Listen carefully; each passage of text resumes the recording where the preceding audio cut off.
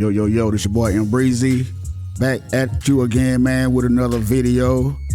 Let's get into this Kevin Durant situation out here in Phoenix. Right now in the first round, they're taking on Kawhi Leonard and the Clippers, and they're down 1-0. And let's be real, man. Kevin Durant have a lot at stake right now because he got that red light on him, man. He's a target right now because you know these LeBron James fanboys out here in the media and on social media, they're out to get you, man, and they're gonna do everything in their power to keep you beneath their king. They're not gonna let you pass LeBron James, no matter what you do. Because when you left OKC, man, they already said it was the weakest move in NBA history by a player. But when their guy did it and left Cleveland and joined Dwayne Wade and Chris Bosh in Miami, and they formed a super team, nobody had a problem with that. Not one, not two, not three, not four, not five, not six. Everybody remember what he said when they went down there in Miami. When they had their so-called introduction speech, when they all was on stage in front of a sellout crowd. But they went on to win two championships in 4 years. You know, he bailed out again when he found out he couldn't win no more. They're gonna blame it on Dwayne Wade, had bad knees, and so he's seen the light and said that he don't think he's gonna be able to win any more championships down here in Miami because of Dwayne Wade. So he left, went back to Cleveland when he seen the young and upcoming Kyrie Irving on the rise. So he decided to go back home, but then again he brought Kevin Love with him, the All-Star out of Minnesota. The man was a double-double king, 20 and 10. So I don't know how he pulled that off. It's very interesting, man, that nobody never has anything to say when LeBron James makes move. Nobody in the media have anything to say. But when all of a sudden, when KD does something, it's a big problem. It's a problem. So he went to Golden State, man, and Kevin Durant got sick. Well, let me put it to you like this. They went and knocked on Kevin Durant's door. Steph, Clay, Draymond. They went and knocked on Kevin Durant's door and told Kevin Durant, we need you to help beat LeBron James. So Kevin Durant joined the team, went to two finals 2 years straight, finals MVP 2 years straight. That's where the problem lies at right there. They stopped the king from winning more championship rings because everybody know he want to catch Jordan with 6 rings. So Kevin Durant was a big roadblock. So this is where all the hate came from the media and these fanboys of his. And then, you know, that's when they had to move the goalposts. You start hearing all the rumblings about KD need to win a team he need to win a ring on his own with his own team. If he don't win a ring with his own team, where he's the main guy, it's not gonna help his career, his legendary status, as they would say. And you know that kind of bothered KD, man. You know, every time they say something bad about KD gonna strike back. And they call him sensitive every chance they get. Skip Bayless out there saying he's the most sensitive athlete he ever seen in his life. Every time somebody says something about KD, KD strikes back. Well, if I don't recall, every time somebody says something about them on social media, they strike back too, especially Shannon Sharp. And then Shannon Sharp blocked KD on Twitter because he said something about KD, and KD said that y'all drunk Uncle Go line again. Then he blocked Kevin Durant on Twitter. So who's sensitive? So you can talk about me, but I can't respond. But I can't talk about you. Make it make sense, people. Y'all stop moving these goalposts, man. Y'all stop moving these goalposts. And Nick Wright, I don't know why this guy even allowed to get on TV and talk about any sports, because this guy never played anything in his life. Nothing. He just out here signed to Clutch Sports. You can say what you want to say. I think he signed to Clutch Sports because this guy here, man, he says some of the stuff, man, that hey, man, if you catch him out on the streets, man, some of the stuff he says he wouldn't say if you catch him on the street face to face. Cause this guy's a clown, man. He's a clown. And he will stoop lower than an earthworm. That's how low he'll go. Try to big up LeBron James. And Charles Barkley, you know, I don't know why everybody think whatever Charles Barkley says is right, but we all know why they got him up there on TV. He gonna try to you know, he's the main guy that takes shots at the athletes. He said the same that certain people want to say about the athletes. He said the things that they want to say but can't say it because they don't look like us. So they pay this clown all the money to get on TV and act an asshole. And he does a very good job at doing it. So he got beef with KD too. So he's saying KD need to be the bus driver. He need to be the reason why they win a ring. And he called every time he does an interview, he called Kevin Durant sensitive. Why?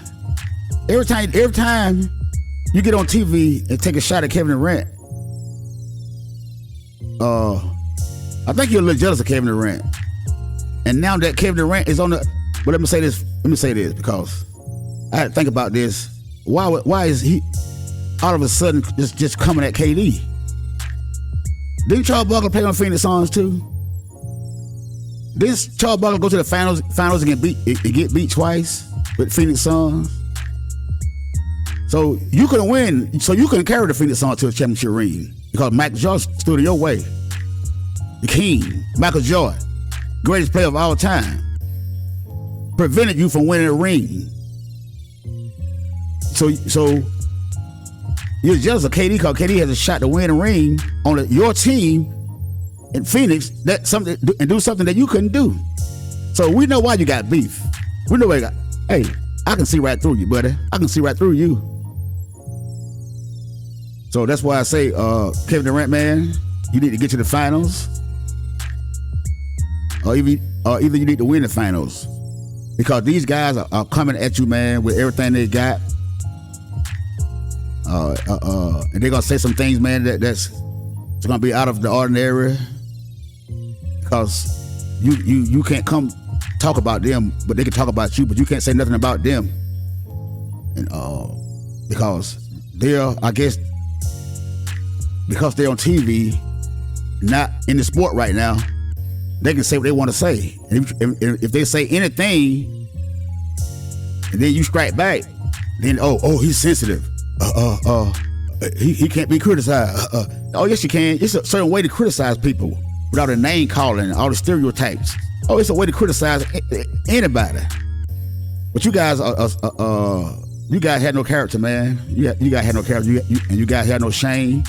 Like I say, they'll put that microphone in front of your face, and you'll do anything and give you a couple of dollars. You might turn on your own mama for a check.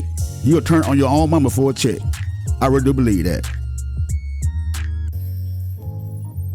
Kevin Durant got swept last year in the first round by the Boston Celtics. The year before that, man, you know, he had the big toe in the line. That would have won Game 7 in Milwaukee. It would have sent him to the second round to play the Hawks. And I believe they would have beat the Hawks. And I believe they would have went to the finals that year, man. Because Kyrie Irving would have came back and James Harden would have came back.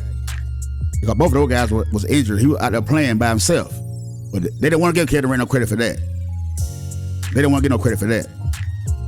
So then you went to Brooklyn with Kyrie Irving. Which I get it, but Kyrie Irving, man, he's got a mind of his own, man. That guy, we're gonna do things his way, and nobody way but his. So that's the kind of guy he is. And Kevin Durant took that gamble and played with him, and we all seen the results. So now he's in Phoenix. So now I believe this Kevin Durant, you're in your last leg I'm a big fan of Kevin Durant, and I hope this guy prevails. But it's gonna be a hard task because CP3 is not the same guy, man. This guy, he's very inconsistent. Very inconsistent. He's 7 points in the first game, man. That's not gonna get it. I know he had a double, 10 rebounds and 11 assists, but 7 points, man, that's not gonna get it. DeAndre Ayton, 7 feet guy, man. He letting guards. I think Chris Paul and Russell Westbrook had more rebounds than he did. He's 7 foot guy. How can you let guys 6'3", 6'4" get more rebounds than you? But Kevin Durant need to man up, man, and take leadership of that team. And he need to take way more shots than he took in that first game. Because that right there, man, is not gonna get it. Now I know this is the first loss y'all had since KD been with the Phoenix Suns, but we know he got hurt. He had to miss another month. So the time they got together, man, they've had together, it's not that much to get get a feel for each other. But he need to hurry up, man. Hey, it's the playoff now. They don't want to hear that, man. No more excuses, man. The Nick Wrights, Shannon Sharp, and the Charles Barklers of the world, they are coming for you. They are coming for you, and that's why I say you got to at least go to an NBA final or either win the chip. Because all the insults are coming, all the blame is coming, and you can't get the job done by yourself. You can't you can't be compared to LeBron James. It's not even close. And man, they're gonna come with all kind of narratives, man, against you, man. So, hey, man, you need to lace them up, man. You need to show some leadership. You need to take charge, because these guys are not gonna feel sorry for you. They're not gonna feel sorry for you, and the shots are gonna be coming from all which ways, And I know you respond, but hey, this some criticism right here. Hey, man, it's not gonna be warranted, man. But you know they coming. They can't wait. Shannon Sharp, he kind of on the fence right now because he knows you're on a good team in a good situation right now. So you can tell after that game 1, he beginning to come around. He kind of afraid right now. He kind of afraid that if you win that championship, you're gonna come at him. They know it. Him and Nick Wright, Charles Barkley too. They know it, especially if you win a ring with Phoenix, something that Charles Barkley never did. Oh man, you got it. You got him. You got him. But man, if you fail, this is gonna be one of the biggest fails of all time. If you don't get these guys to the finals, it's gonna be excruciating, man. But I'm on your side, man, and I think you can do it. But you got to be more aggressive, be more assertive. You got to take that leadership role, man. You got to talk to these guys. Stop being so passive aggressive, because that's not gonna get it in the NBA. These guys don't want to hear that. They don't want to hear about you. We all know you are an unselfish player, but they're not gonna want to hear that. They're gonna come with everything they can to say why you're not better than LeBron James. You can never be compared to LeBron James. They're probably gonna try to knock your status down. So, hey, buddy, I'm watching, man. The whole world watching you, KD. I hope you, and look, I'm with you all the way, man. I'm with you all the way. I want you. I'm praying that you win, and I'm praying that you knock LeBron James out of the playoffs to get to that championship too. I'm praying that you meet LeBron James in the Western Conference Final. But I don't think they're gonna make it. And, I'm gonna say that subject for coming up in my upcoming more videos. Talk about that situation. But man, hit the subscribe button, man. Hit the subscribe button. Hit that like button. Share. Leave me a comment down below. Let's help the channel grow.